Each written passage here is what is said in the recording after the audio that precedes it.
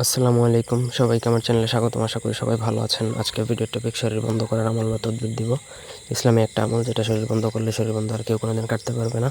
ব্যক্তিগত যে কোনো কাজের জন্য স্ক্রিনে দেওয়া নাম্বারে সরাসরি ফোনে বা হোয়াটসঅ্যাপে যোগাযোগ করে যে কোনো কাজ করাতে পারবেন দেশে বা দেশের বাইরে থেকে।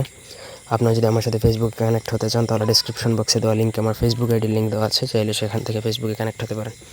স্ক্রিনে যে অ্যাডটা দেখতে পাচ্ছেন, কুল্লা ইউসবিনাল্লাহ ইউসবিনা ইল্লা মা কাতাবাল্লাহু লানা হুয়া মাওলানা ওয়া আলাল্লাহি ফায়াতাওয়াক্কালিল মুমিনিন। এটা হচ্ছে সেই আয়াতটা আপনাকে মুখস্থ করে নিতে হবে। এটা মুখস্থ করে নিলে মুখস্থই হয়ে যাবে।